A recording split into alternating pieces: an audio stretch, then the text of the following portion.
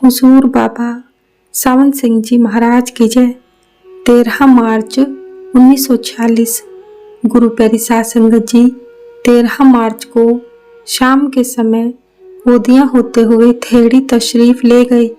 रास्ते में होदियां की जमीन कमाद की काश्त के लिए अंग्रेजी हलों से तैयार की जा रही थी। हुजूर ने फरमाया कि गुरु नानक और उनके 9 उत्तराधिकारियों ने आंतरिक रहस्य बड़ी गूढ़ वाणी में वर्णन किया है, क्योंकि उस समय मुसलमानों का राज्य था और धार्मिक स्वतंत्रता ना थी। गुरु साहिबान भी शीघ्र ही नाम नहीं दिया करते थे। कई कई वर्ष तक लोग सेवा करते, तब नाम दिया जाता। और संभाल की भी यही स्थिति थी कि जिसने प्रेम से, प्यार से, मेहनत से अभ्यास किया, उसको अंत समय गुरु लेने के लिए आ गए। मगर अब स्वामी जी के समय में यह स्थिति है कि जो प्रेम से नाम मांगे उसको दे दिया जाता है। और संभाल की स्थिति तुम प्रतिदिन लोगों से सुनते ही हो। प्रेमी सत्संगियों के संबंधियों तक की अंत समय संभाल होती है। रात बड़े भाई साहिब के निवास स्थान पर व्यतीत की। दूसरे दिन संक्रांति चैत महीने की थी। वहां आंगन में 8-9 बजे के दरमियान श्री गुरु ग्रंथ साहिब में से 12 माहा लिया गया। उसके बाद हुजूर और सेवादार डरबी गांव में गए, जहां नोहरा गिर गया था, क्योंकि सितंबर में बड़ी भारी वर्षा हुई थी। नोहरा की दीवार कच्ची फिर से बनानी थी। आज्ञा होने की देर थी कि जैसा मीर ने कहा है, सान कर खाक लग गए 2-4 बारे जल्द दुरुस्त की दीवार। अंतर केवल इतना था कि यहाँ 20 व्यक्ति कार्य कर रहे थे। शाम को 4-5 बजे तक सारी दीवार बन गई। हुजूर सारा दिन वहां स्वयं मौजूद रहे। फिर वहां से घोड़ा गाड़ी में ही पहले होदियां आए, जहां की अंधेरा हो चला था। जमीन जिसमें कमाद बोने के लिए अंग्रेजी सुहागा चल रहा था देखी। फिर यहाँ से 4-5 मील पर मील में से होते हुए रात के 8-9 बजे घर पहुंचे। लोगों को खाना बांटा। रात को सत्संग शांति आश्रम में संक्रांति का हुआ। स्वामी जी महाराज की वाणी में से 12 माह में से चैत का महीना पढ़ा गया। चैत महीना आया चैत, बांधा सतगुरु भों में सेत। इससे तात्पर्य यह है कि हे जीव, तुम्हें अब इंसान का शरीर मिल गया है। आ जाग, सतगुरु ने भव सागर में पुल बांध दिया है। भव सागर से तात्पर्य है खौफ का समुद्र।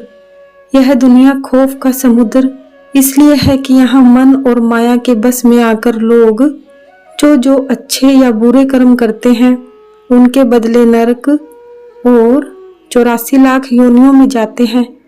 अगर एक वर्ष एक योनि की औसत निकाले तो भी कम से कम 84 लाख वर्ष के बाद इंसानी शरीर के पुनः मिलने की बारी आती है।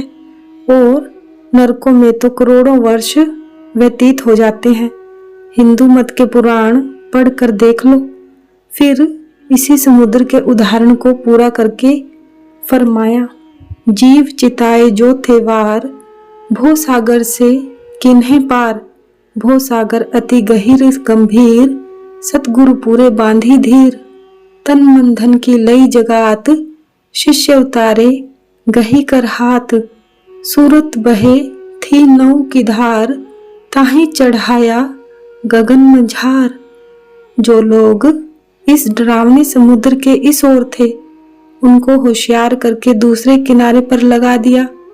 फरमाया कि सतगुरु मल्लाह है और शब्द जहाज है, जिस पर बिठाकर इस दुनिया और इस समुद्र से पार करते हैं। यद्यपि यह समुद्र बहुत गहरा था, फिर भी सतगुरु ने हौसला दिया। लेकिन सतगुरु मल्लाह की तरह महसूल मांगते हैं। जब तक उनको महसूल ना दिया जाए पार नहीं करते। वह महसूल क्या है? तन, मन और धन उनको देना। जैसे कई अंग्रेजी पुस्तकों में भी आया है, surrender all and have all, अर्थात सब कुछ अर्पण करो और सब कुछ पालो। यही कठिन बात है। हम तन मन नहीं देते, इसलिए रूह अंदर नहीं जाती। बाहर बैठे बैठे हाय हाय करते हैं। जब तक तन मन अपना समझ रखा है, रूह अंदर नहीं जाएगी और रूह 9 दरवाजों में भी भटकती रहेगी। जब ज़कात महसूल दे दी तो पहले आकाश में जोत का प्रकाश देखा, जिसका उजाला जिब्रील फरिश्ते के पर जलाता था। उसके बाद मकाम में अल्लाह से गुजर कर फिर शशमाल चक्कर आ गया।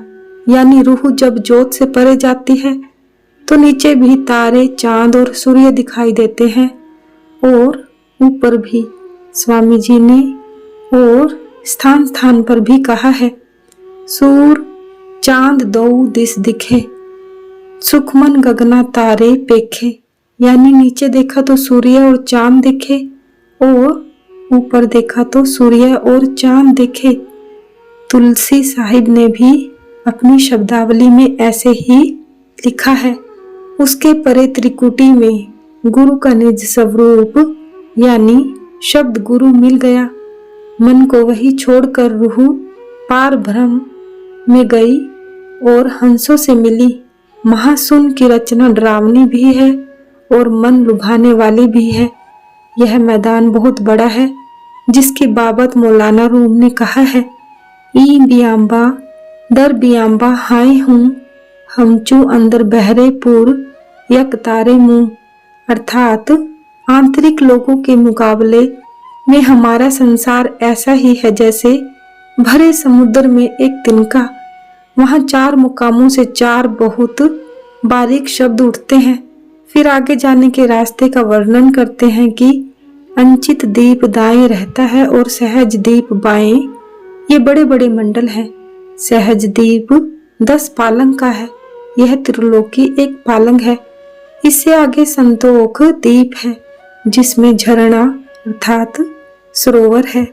गुरु साहिबान ने इस द्वीप के तालाब को नकल संतोख खसर बनाया। झरने के पास से जाना होता है। उससे आगे अनाहू सोहंग से होती हुई रूह मकामे हक सचखंड जा पहुंची। फिर आगे अनामी देश में गई, जहां न शब्द है न आवाज। सब संत उस देश से इस त्रिलोकी में आकर यहाँ के जीवों को नाम देकर उधर ले जाते हैं। जो चेते तिसले पहुंचावे, सूरत शब्द मारक बतलावे। जीव चेत जो माने कहना, ताको फिर दुख सुख नहीं सहना।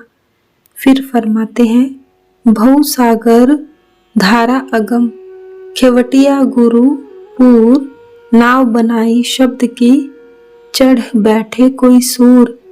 बहादुरी वही है जो संतों की शिक्षा अनुसार सूरत शब्द की कमाई में परिश्रम करके पार चले गए। सतगुरु महाराज की जय।